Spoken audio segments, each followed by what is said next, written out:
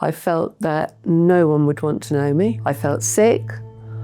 I felt revulsion. The office contacted me to see if I still wanted to go ahead and meet my mother, which I did. I wanted to very much find out what had happened, why. Had she been assaulted? Was it consensual? I made a very big decision that changed the whole course of my life. Hi, I'm Teresa Weiler, and in my early 20s I discovered that my biological parents were brother and sister. When I was born in West London, my mum left very quickly and I was taken into the care of what was then called London County Council and moved to a children's home, not like they are today, a very big one which had its own school, nursery, hospital, everything. My children's worker decided she would try and place me for adoption. And at 2.5, she placed an advertisement in the Tablet, which is a Catholic weekly newspaper, asking for a home for a 2.5-year-old girl. She said of above average intelligence and very bright. My parents were looking at the time and answered the advertisement. And I started to visit with them in West London. And eventually, at the age of 2.5, I was adopted by them. They already had 2 boys who were 2 and 4 years older than me, that were their children. And they subsequently adopted another little girl behind me, making us a family of 4 growing up. So I had a very happy childhood, some might say privileged. My dad was a very senior civil servant.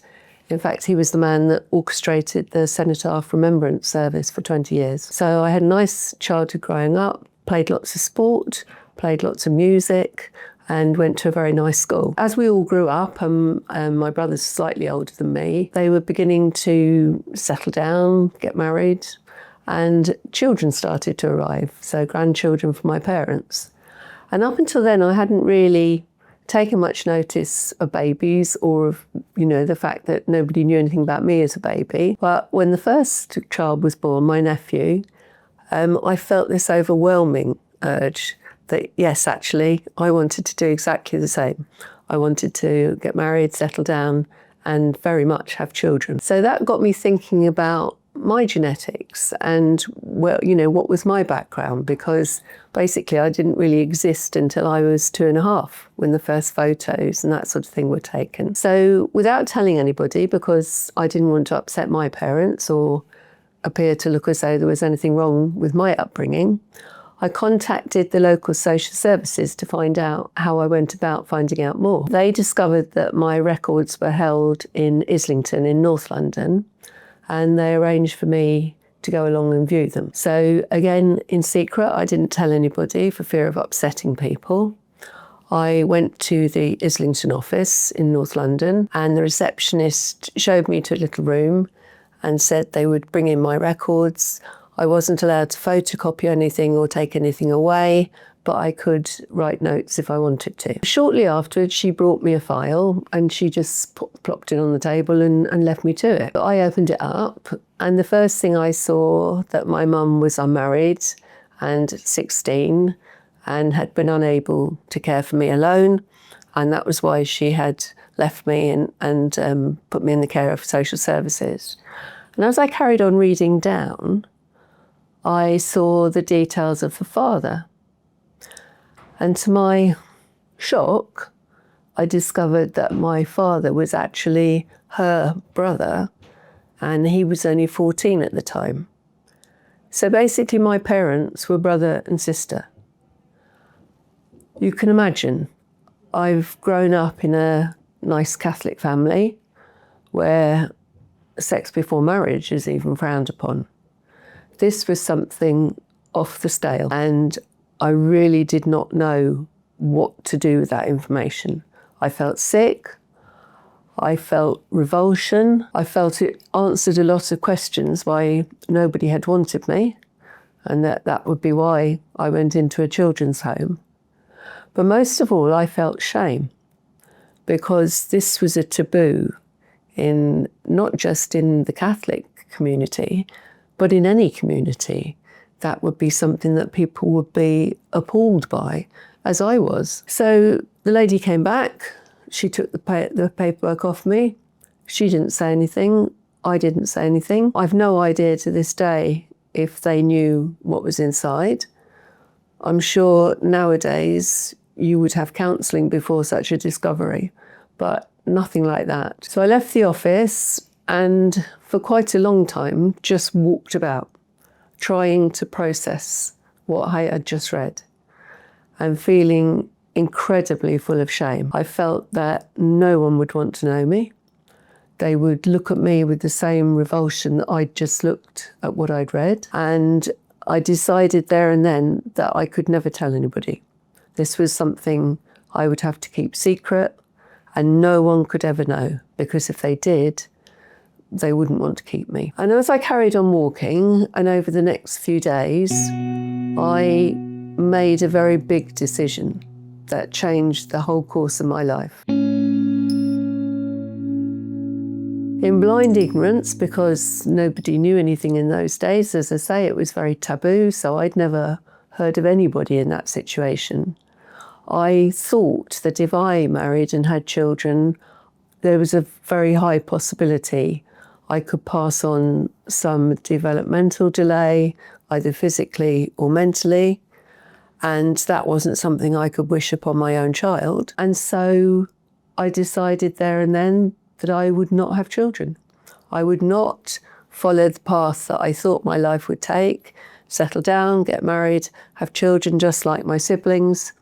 But indeed, I would have to think that through again. And so my life did not pan out how I thought it would. So as they were all having their children, I decided that the best thing I could do was to be the best auntie ever. I built a very strong relationship with all my nieces and nephews, and they brought me enormous joy and still to this day do. While I was making inquiries at the social services office, I discovered that there was a register.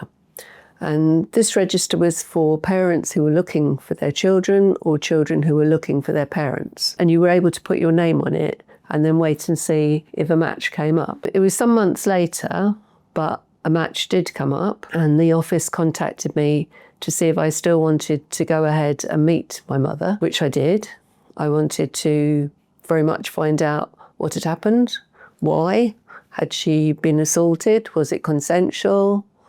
You know, what had happened? What had led to that? And why had she then left me? And so the arrangement was that I was given an address to go to. And again, as always, in secret, I went to that address and knocked on the door. A lady answered it, which wasn't that welcoming. And I hadn't realised until that point quite how everything was burning up inside me with all the questions I'd got. But what most struck me, and people who are not adopted would probably never consider this, was that for the first time in my life, I saw somebody that looked like me and that I looked like. And that's a really big thing if you've never had it all your life. So she showed me into the flat, and there was a gentleman sitting in the corner who she introduced as a friend. But again, this absolute likeness and resemblance struck me about him. So we were all in a room together and I looked like everybody. So I am very, very certain to this day that that was my father. In some ways, it has given me some reassurance, because the fact that they were still talking and still obviously at ease in each other's company would suggest there wasn't an assault. But I never got to find out what had happened, because I started firing off questions. She seemed quite distant, and I found that difficult. I thought she would be much warmer to me, that if she had put her name down, surely she wanted to see me as much as I wanted to see her. I hadn't expected to see my dad as well. So I started firing lots of questions and not really waiting for her to answer, which wasn't particularly fair. And it sort of became just a bit of a rant. And she stopped me eventually and said, "Look, you're obviously upset, you're obviously distressed. Why don't we rearrange this? You go away and write down all the things you want to ask me, and then we can come back much calmer and I can try and answer your questions." I felt a bit embarrassed really that it had come to that, but I hadn't realised just how angry I felt inside. And so I thought it was a good idea, actually, because I wasn't really getting anywhere as I was. So I took the phone number she gave me, and we agreed I would phone her in a couple of weeks' time and that we would rearrange the meeting. So off I went with some very mixed feelings, because I felt like I hadn't got any answers. I felt like that was probably my own fault. I felt that for the first time ever, I fitted somewhere, mainly because of the physical resemblance. So I did what she asked. I went away and I wrote down all my questions about what had happened, why had it happened, why did she not want to keep me, why did they not want to keep me, and why did she just walk away like she did and not even try and find out, until here I was now in my 20s and suddenly she was interested again. So I rang the number to rearrange to go back, and the number was dead. Just didn't connect. This is very old-fashioned, but in those days you went through the operator, and I rang the operator and she said no, that line had been disconnected. So I thought, well, maybe there was something wrong with the phone, I'll go. So I went back to the flat and there was nobody there, no answer. I tried knocking on some neighbours' doors to see if anybody knew where they'd gone or if they'd left any forwarding address or anything.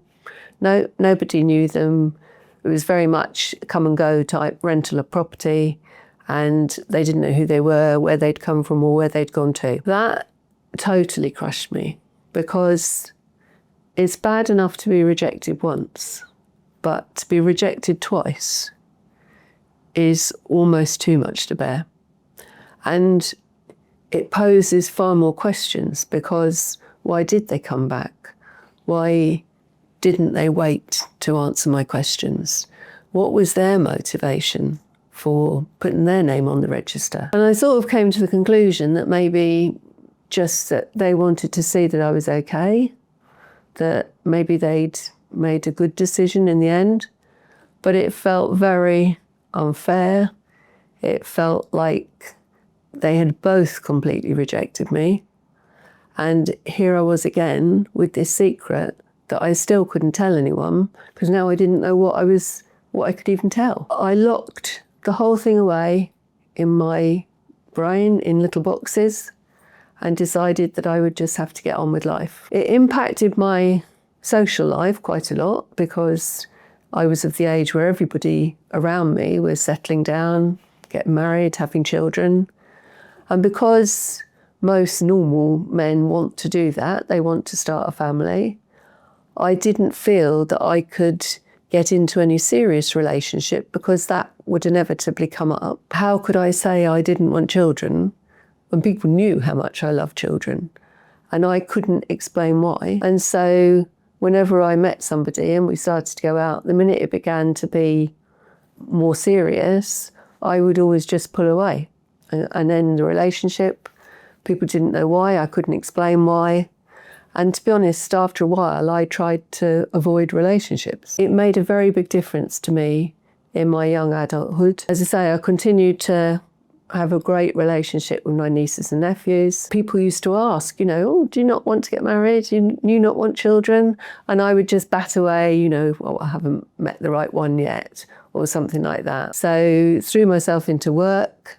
I played a lot of sport until I got injured, and just carried on life. I worked very hard in social care and addiction, and became a business manager for a very successful residential unit. And that pretty much took up my time, along with family and my nieces and nephews, my siblings.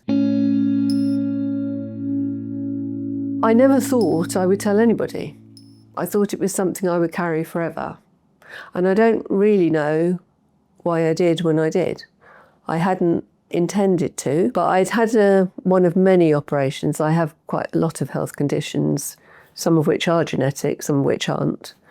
But I'd had a big operation on my arm, and so I wasn't able to drive. And a very, very good friend of mine, who was also the director of the addiction clinic we ran, was driving me home from work. We were talking about adoption generally and children, and I have no idea why, but out tumbled my secret. And once I started to talk, I couldn't stop. I got very, very distressed. I just was waiting for a reaction that was going to be everything I thought. And instead of which, he was incredibly supportive and just said, how could you think that people wouldn't like you because of your background? That has nothing to do with you. You are not defined by that. You are who you are. Very capable, very personable, a very well-liked lady. Why have you harboured this for so long? By now I was in my early 40s, so I'd carried this for 20 years. And the relief, at first I didn't believe it. At first I thought he was just saying that, and it's just to make me feel better. And then we carried on talking, and it became clear that that was exactly what he thought, that he didn't see anything reflecting on me from what my parents had chosen to do in the past. It was nothing to do with me. And why was I letting that dictate my life? And of course, by then people knew a bit more. There wasn't the scaremongering about incest and handicaps and all those sorts of things. In fact, I probably would have had a child that didn't have anything wrong with them. There was no reason why I shouldn't. I wasn't the person who was committing incest. And even if my parents did, that wouldn't necessarily translate down a generation. So it completely turned everything on its head. And for the first time, I began to feel like a valued person, like I was liked, I was valued. People weren't going to be judging me like I was judging myself. And that the secret, as horrible as it was for me, was not of any big consideration to them. In many ways, my friend said to me at the time, it's probably made you into the strong and very resilient lady that you are. But that's as much as it should affect you, and you should take the positive from that. And the rest of it is just, that's in your head. So for a long time, I took to get used to that, and that actually everything was okay, and people did like me, did value me, and that the person I thought inside I was is not what people saw from the outside. Before long, I decided that I would go and tell my parents. I was living up in Cambridgeshire by then, they were down in London. I went down to see them and told them that I had something very big that I wanted to share with them. And when I'd finished talking, they were absolutely distraught. Not because they thought there was anything wrong with me or that they judged me in any way, but that I had felt it necessary to keep that as a secret inside me for so many years and not come and talk to them. They could have reassured me a long time ago. They adopted me for me. Where I came from or how I came about was not a consideration. They liked me immediately. I slotted in with the family very well, and then became a big sister when my sister arrived. And as far as they were concerned, I was just their lovely daughter, Teresa, the same person they'd always thought. And they really were quite upset that I should have had to carry that for so long on my own.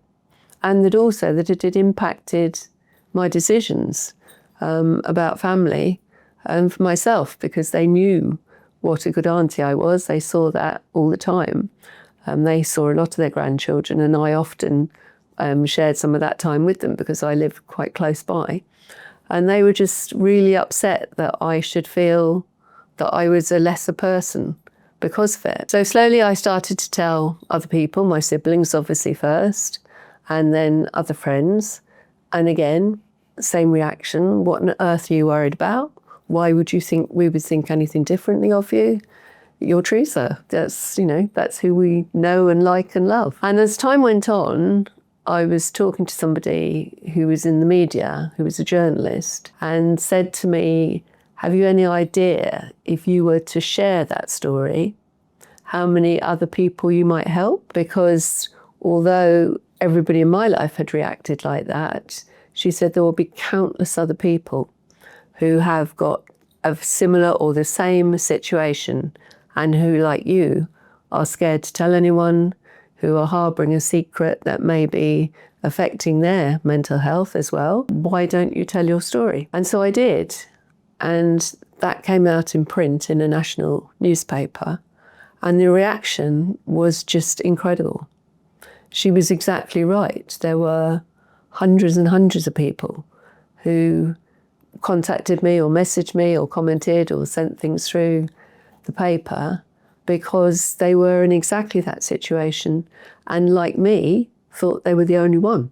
That, because nobody talks about it, nobody thinks anybody else is in the same situation. I wouldn't wish anybody to make a decision that's so life-changing and wrong and ill-informed, and then, like me, live to regret that decision. And so I've continued to share my story where I can, because I know that it helps other people. From the very first time for me, it was incredibly cathartic, because you actually, now, I'm not keeping it a secret.